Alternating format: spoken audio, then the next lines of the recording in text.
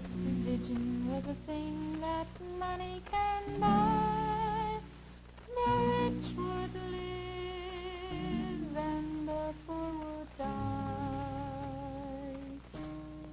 Ah, my trials, Lord, soon be over.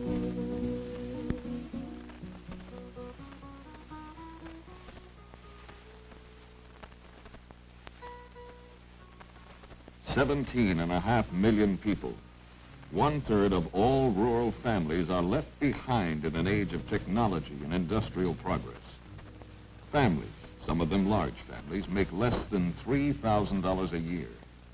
Whites, Negroes, American Indians, Spanish Americans, farmers, ex-farmers, handymen, former coal miners, road builders, rural people struggling with poor housing, limited education, few employment opportunities, and little hope. Throughout America, regardless of race or heritage, they are trapped in a life they did not choose, a life they feel powerless to change. Well, you can watch them walk along the street. They're bent over with their arms crossed frequently, looking down, walking usually slowly. You don't see any quickness or brightness in their step. They just have a defeated look and a look of hopelessness. I just do labor work and got no education, and just labor work's all I have to hunt for. Well, there could be a whole lot done in the way of improvement. It could stand a whole lot more improving than furnishing now. It's actually could stand some better than I is got. Of course, I don't know where the man will have to make out if he don't get no better. He'll have to make out some way. These 6 of us in the family, and I only draw $96 a month. $96 a month for 6. Clothe them, send them to school. Yet we now know their lives can be changed. These people can join the rest of America in a life of fulfillment and plenty. But improvement can only come when all segments of the population join together in an effort dedicated to providing opportunities for these people. Not more welfare checks, but opportunity, so they can use their own willingness and ability to become self-sufficient citizens. For example, it is difficult for a small farmer like this one to get along in the fast-moving world around him. His gross income for the previous year was $3,500. Out of that, $3,000 had to be put back into farming, leaving $500 for his own use. He and his wife struggled with no running water, no plow of their own, low-lying wet land and fields full of rocks. They have some cows, but no money for the right kind of feed. As a result, the cows cannot produce as well as they should, and the farmer's income drops still lower. His chosen way of life becomes more and more difficult to maintain. He is ambitious, proud of the farm buildings that he built himself, sorry to have to owe money for necessities, and distressed at the prospect of losing his farm. I know if I'd get the right amount of help, assistance on this farm, I know I could make a go of it, could make ends meet, and if I can't stay here, I would have to lose it. I surely wouldn't know what else to do, because I've done no other work in farming. I've been here all my life, and I sure would like to stay here. When farmers leave, it affects the entire area. At one time, there was large families living here. They made their living over the farm by farming the small fields. They raised their own vegetables in their own gardens. But it seems like that is all gone. It slipped away from us. If we could help them just a little to live in these small communities and make a home here, we think it would be of great benefit to our cities and also our rural areas. The loss of this type of farm, the family farm, has been a great disaster to our particular part of the world here. It has taken the people away from us. Our little communities, our towns have lost the trade and the business. The people have lost and the soil has lost. It's a losing proposition, and our whole philosophy of life out here, the family farm, is being destroyed. Some communities are seeking ways to help the farmers and keep them on the land. We've had a demonstration farm program in connection with our work to help improve on livestock and on having better crops and in building up the soil and various forms of conservation. But we have moved more to the project method in order to suggest ways in which our people can at least supplement their income. One of the things that we are trying to do is to carry on work at our sorghum mill. Here people raise cane and then bring it to the mill for processing. This is a project in which we have been able to get the people to take much of the initiative. We have provided some leadership, however. We have a full-time director of economic development in our program. The purpose of this project, this sorghum project, is to help the people of this area to help themselves. What we are really trying to do is to help really two classes of people, those farmers who would bring cane in to the mill, and also to help those who might be able to work here at the mill. One of the firm convictions that we do have about our mountain people is that they do want to help themselves if given an opportunity. It doesn't necessarily have to be a sorghum project, but we feel one of the most important things is that local communities organize themselves and attempt to work at helping themselves together rather than depending on someone else to come in from the outside and furnish all the resources in terms of leadership and finances. It'll mean most when local communities can organize themselves and develop projects together. But industry is only part of the answer. Sometimes a relatively small improvement can mean the difference between success and failure. The most important thing is, in this valley of ours here, is the water. Without water, we cannot do anything. Every year, the people of this farming community put up a brush dam in an effort to get water for their crops. But every year, the dam washed away in the floods. Many people got discouraged, left their farms, and moved away. Those who remained refused to be defeated. This time, they worked with the state and federal governments and received technical help and some equipment. The people worked without any pay to build the new dam, and it has outlasted the floods. The dam you see behind us now is the most important thing for the people in this community, and mostly because we made it with our own hands, and the people are very proud because they done the work themselves.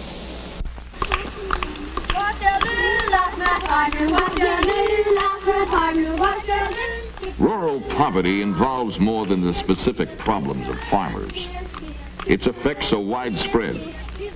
Children are especially hard hit. By nature, full of life, exuberant, eager to learn, children are crushed by poverty. Hunger, malnutrition, and disease often stifle these young lives before they have a chance to develop. They're undernourished, malnourished rather. They get worms. Now, it's a pitiful thing to say, but 80 out of 100 children in some of these schools have parasitosis, which means worms.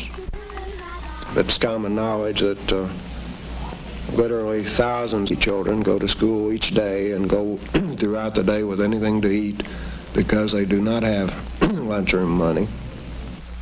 Well, I would love to see them have a hot lunch, for one thing.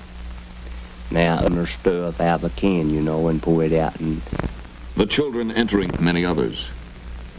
They had no breakfast before leaving home.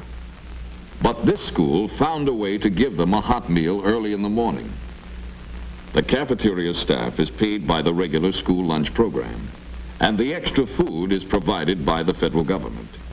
As a result, the children no longer have fainting spells, nor do they sit through a long day of classes on an empty stomach. What about the child who comes from an inadequate home where he gets no encouragement from his parents, where he doesn't have enough to wear, he doesn't have enough to eat, he comes to school hungry, he comes to school without having any experience in the past with books, anyone at home to help him. The attitude of the family is that of frustration and despair. We are hoping that in the daycare center, a demonstration research project to give these children an opportunity to have the experiences, social and educational, to better prepare them for the first grade and later education.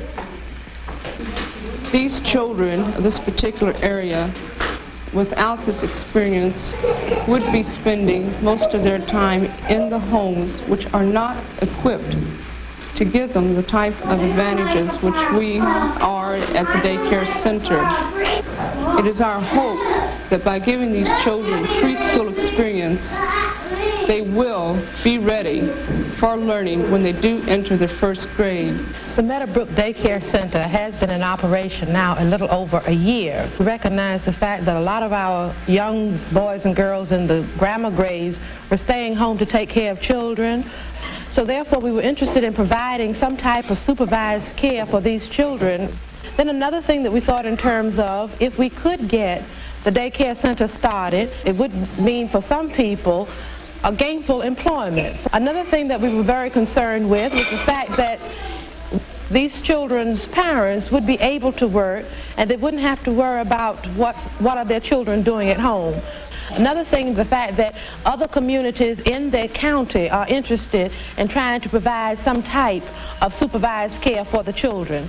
I think the problem of basic education for our children is a critical one, and one that we don't really see the total picture on. The schools can't do the whole job. With the kids in school, it gets pretty hard. When they run out of clothes, we have 9. One is my oldest boy quit school last year. Last year he didn't go to school. We did all we could. We talked to him, and my brother used to write to him and talk to him and tell him, but I guess he just didn't want to go to school anymore. He said that he never did have what he needed most of the time, and that when it got to where he had to pay for those current events and things like that, that all the other kids would pay for him, and he was the only one that would be without paying, and it used to embarrass him and things like that. Well, maybe that's what actually got him to where he didn't even want to study anymore. I really don't know. We do occasionally have a few who cannot make out in the public school. They are so far behind from not having attended school regularly in their own homes that they are too frustrated to learn in the public school. They feel they can't do it, and as a result, their behavior is difficult, and the teachers find it very difficult to teach them. For these children, we have a special class here on our campus where they can hopefully receive the kind of individual attention they can use to get a new attitude toward learning and an interest in learning, which they haven't had before. These children at the present time are all teenagers, working about on a 3rd or 4th grade level. In the 3 weeks that I have worked with them, I've gotten to know, of course, more about them and can see what difference there is between a child here in the hills who has had a rough home environment to one who would be in another state or another area. I feel that just from work standards themselves, work habits, and their attitude about their own selves, that they would be much different if they had had a good, normal home upbringing.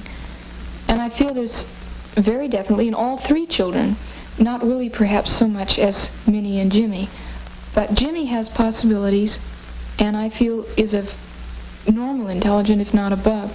And I feel that he has a good mind when he wants to use it, but he's been defeated so many times in living in expressing himself and in being in school that he just no longer has a desire to learn. Suppose that he does make the effort to learn and succeeds. What then? Will there be a job for him and for many others like him? We need help, work. That's all we ask, just a job. Yeah, I'd like to work. I'd like my husband to have a steady job, and that way we could get along better. When industry and government work together, these people can be trained to work well in new jobs. Sequoia Carpet Mills became a dream in the minds of several of us. A dream that had a purpose, and that purpose was to provide the opportunity for employment for people such as these here in this room, who without this or other industrial opportunity would not have a job. There were many obstacles to overcome in the establishing of a new industry in an area that had never had any experience in textiles. All of the local people had to be trained in jobs that are skilled, for we have no unskilled labor in our plant. This was accomplished through cooperation of the state and federal government in their various training programs. And we found that these people not only were anxious and willing, but in some instances learned faster than people who had grown up around textiles. We've had a lot of thrills in seeing these things come about. Our job isn't finished. We've got a long, long go. And I seriously doubt that our one little humble effort here could alleviate the poverty in the area, because there's still a lot of people that need an opportunity. We have many, many applications on file right now. But such things as one Indian man who had several children. First week he was here, his wife had to come down and get the car from him so she could put the commodities that she received in the back of the car, the free gift from the rest of the working society to help them not starve to death. This is a program that I'm sure is very beneficial, and we're not criticizing it at all, but a person receiving something without giving something in return does not have the self-respect that they need to really be a good American citizen. At our grand opening, we saw a little boy dash under the rope that we'd set out, and this boy's father had been the man that had given the keys to his car to get the commodities the first week he had been there. Well, this little boy, about 4 or 5 years old, ran under the rope and pointed at his father and said in a great big loud voice, "That's my daddy." And all of us that knew the story of this particular man got tears in our eyes, because that boy could point with pride that that's my daddy there doing a good day's work and getting an honest day's pay for it. Even with a job, a man may have to return at night to a dilapidated, crowded shack where his incentive and determination can slowly ebb away. I think the most immediate and the most drastic need in this territory, especially in this county, is housing. The houses in this county, 99% of the residences are frame, and they're from 20 to 35 to 40 years old. They have been patched and cobbled up until they don't look too bad from the outside as you pass, but they actually fall into pieces. 95% of the homes have outside toilets, no water facilities. A few have water run into the house, and they simply pipe it out on the ground. Well, I've heard a lot of tales, like so-and-so lives up in the Holland and having any running water and no lights and likes it. That's a bunch of Tommy rot. He doesn't like it. Would you like it? These people found a way to do something about it.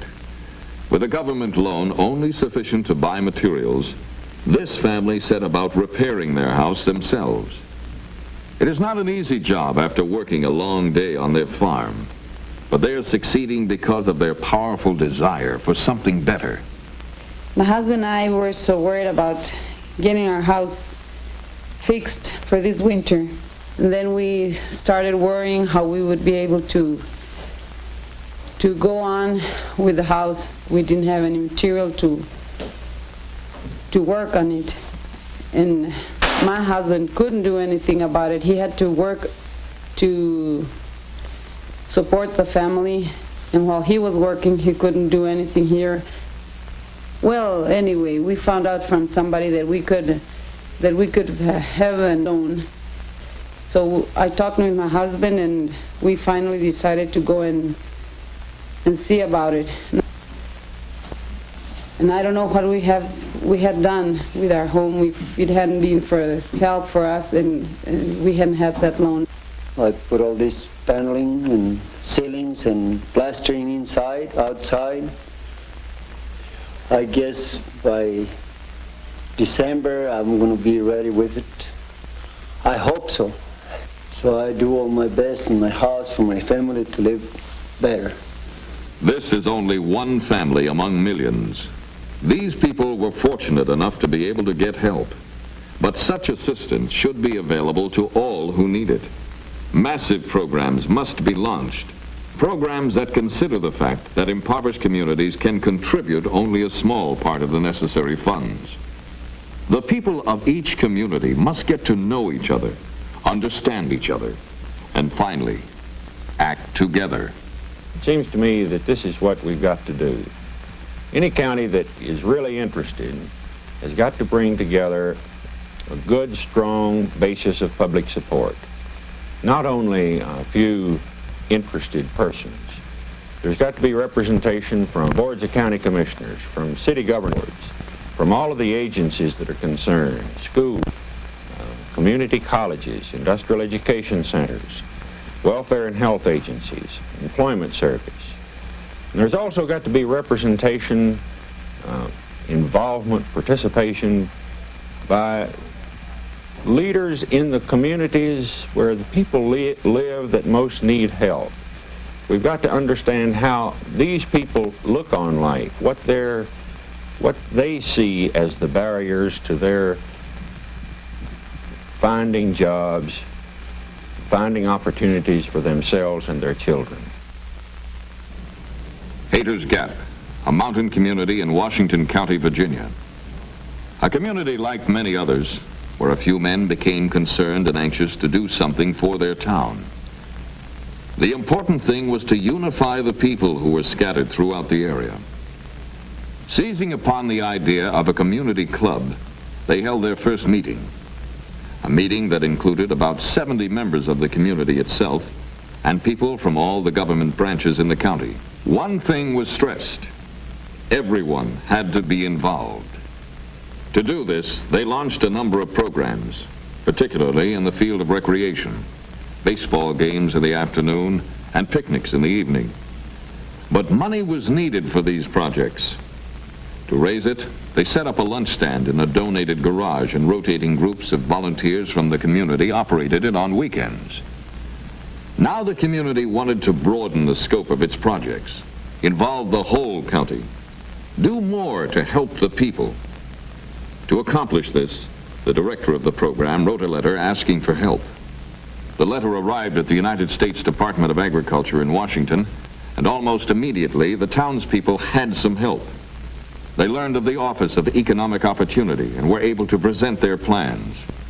As a result, they received a grant of approximately $67,000 to develop programs to combat poverty in the county. One of the most successful of these is the home visitation program.